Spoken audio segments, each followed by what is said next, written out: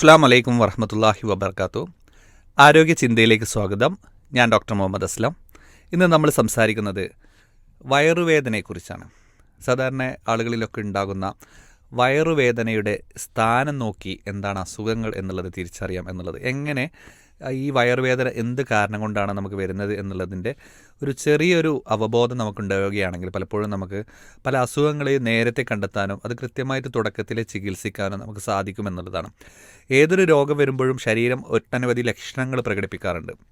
അപ്പോൾ ആ ലക്ഷണങ്ങൾ കൃത്യമായിട്ട് തിരിച്ചറിയുക എന്നുള്ളത് ഏറ്റവും പ്രധാനമാണ്.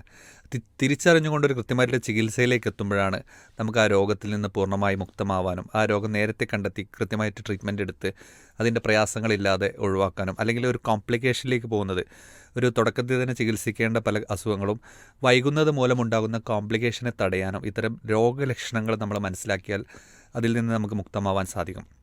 അങ്ങനെ കുറച്ച് ലക്ഷണങ്ങൾ നമ്മുടെ പ്രേക്ഷകർക്ക് വേണ്ടിയിട്ടാണ് ഇന്ന് നമ്മൾ സംസാരിക്കുന്നത്. വയറുവേദനയുമായി ബന്ധപ്പെട്ട് വയറിൻ്റെ വലത്തു ഭാഗത്തായിട്ട് മുകളിലായി അനുഭവപ്പെടുന്ന വേദനകൾ, സാധാരണ നമ്മുടെ ലിവറൊക്കെ നമ്മുടെ വയറിൻ്റെ വലത് ഭാഗത്തായിട്ടാണ് വരുന്നത്.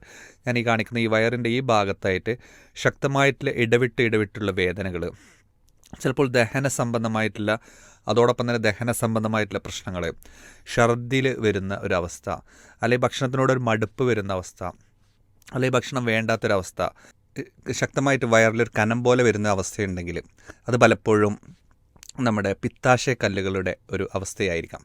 അങ്ങനെ പിത്താശയക്കല്ലുകളാണോ എന്നുള്ള സംശയമുണ്ടെങ്കിൽ ഒരു ഡോക്ടറെ കൺസൾട്ട് ചെയ്യുകയും വയറിൻ്റെ ഒരു സ്കാൻ എടുക്കുകയും ചെയ്താൽ നമുക്കത് തിരിച്ചറിയാൻ സാധിക്കും. അതുപോലെ തന്നെ മറ്റൊരു ലക്ഷണമാണ് വിശപ്പില്ലായ്മ, അതുപോലെ വിശന്നിരിക്കുമ്പോൾ വയറുവേദന, നെഞ്ചരിച്ചിൽ, ദഹനക്കേട്, പുളിച്ചു തികട്ടൽ, ശക്തമായിട്ടുള്ള ചെറിയ സൂചി കുത്തുന്ന പോലെയുള്ള വേദന, അല്ലെങ്കിൽ ഭക്ഷണം കഴിക്കുമ്പോൾ എരിച്ചിൽ പോലെയുള്ള അവസ്ഥ, ഇതൊക്കെ വയറിലുണ്ടാകുന്ന അൾസർ മൂലമുണ്ടാവാം.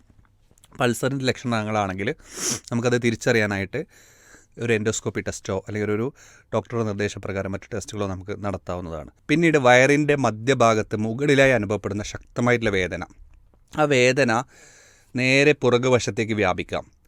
ചിലപ്പോൾ നമുക്കത് ഒരു ഛർദിലുണ്ടാവാം. അതോടൊപ്പം അതുപോലെ കുനിഞ്ഞിരിക്കുമ്പോൾ അല്പം ആശ്വാസം കിട്ടാം.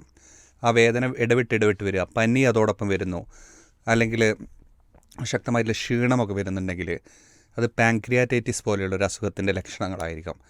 അതും നമുക്കൊരു ഡോക്ടറുടെ നിർദ്ദേശപ്രകാരം കുറച്ച് ബ്ലഡ് ടെസ്റ്റുകളും അതോടൊപ്പം തന്നെ ഒരു സ്കാനിങ്ങും ഒക്കെ ചെയ്താൽ നമുക്കത് മനസ്സിലാവുന്നതാണ്. പിന്നീട് വരുന്ന ഒരു വയറുവേദനയാണ് വൃക്കയിലെ കല്ല് എന്ന് പറയുന്നത്. സാധാരണ നടുവിൻ്റെ 2 വശങ്ങളിൽ വേദന അനുഭവപ്പെടാം. കല്ല് ഏത് കിഡ്നിയിലാണ് നിൽക്കുന്നത് എന്നത് അപേക്ഷിച്ചിട്ടായിരിക്കും നമ്മുടെ വേദന. വലത്തെ കിഡ്നിയിലാണെങ്കിൽ വലത്തെ ഭാഗത്ത് നട്ടലിൻ്റെ 2 വശങ്ങളിൽ വലത്ത് ഭാഗത്ത് വേദന വരാം. ഇടത്തെ കിഡ്നിയിലാണെങ്കിൽ ഇടത് ഭാഗത്ത് വരാം. 2 കിഡ്നിയിലും കല്ലുണ്ടെങ്കിൽ 2 ഭാഗത്തും വരാം. ചിലപ്പോൾ ആ വേദന നമ്മുടെ ഊരയിൽ നിന്ന്, നട്ടലിൽ നിന്ന് വയറിലൂടെ ഇറങ്ങി നമ്മുടെ നടുവിൽ നിന്ന് വയറിലൂടെ ഇറങ്ങി വൃഷണസഞ്ചി വരെയൊക്കെ വേദന നീണ്ടു നിൽക്കാം. അല്ലെങ്കിൽ നമ്മുടെ തൊടയിലേക്കൊക്കെ വേദന വ്യാപിക്കാം. ചിലപ്പോൾ മൂത്രമൊഴിക്കുമ്പോൾ വേദന, അല്ലെങ്കിൽ മൂത്രമൊഴിച്ച് കഴിഞ്ഞാൽ അല്പം ആശ്വാസം കിട്ടാം, അല്ലെങ്കിൽ മൂത്രത്തിൽ ചില ബ്ലഡിൻ്റെ അംശങ്ങൾ കാണാം. ഇതൊക്കെ ഉണ്ടെങ്കിൽ നമുക്ക് വൃക്കയിലെ കല്ലിൻ്റെ ലക്ഷണങ്ങളായിട്ട് നമുക്ക് പരിഗണിക്കാവുന്നതാണ്. അങ്ങനെ ഉണ്ടെങ്കിൽ ഒരു ഡോക്ടറുടെ നിർദ്ദേശപ്രകാരം ഒരു സ്കാനിങ് എടുത്താൽ നമുക്കത് മനസ്സിലാവുന്നതാണ്. പിന്നീട് സാധാരണ ഉണ്ടാകുന്ന ഒരു വയറുവേദനയാണ് അപ്പൻഡിസൈറ്റിസ്. നമ്മൾ പലപ്പോഴും കേട്ടിട്ടുണ്ടാവും. വയറിൻ്റെ വലതുവശത്ത് താഴെയായി അനുഭവപ്പെടുന്ന വേദന, ശക്തമായിട്ടുള്ള വേദനയുണ്ടാവാം, അതുപോലെ ഛർദിലുണ്ടാവാം, നല്ല ശക്തമായിട്ടുള്ള പനിയുണ്ടാവാം, ക്ഷീണമുണ്ടാവാം, വയറിന് വേദന മൂലം ആ ഭാഗത്ത് തൊടുമ്പോഴേക്ക് നമുക്ക് ശക്തമായിട്ടുള്ള വേദന ഉണ്ടാവാം, അതുപോലെ പനിയൊക്കെ ഇതിൻ്റെ ഭാഗമായിട്ട് കാണാം. ഇത്തരം ലക്ഷണങ്ങളുണ്ടെങ്കിൽ അപ്പൻഡിസൈറ്റിസ് ആണ് നമുക്ക് സംശയിക്കാം.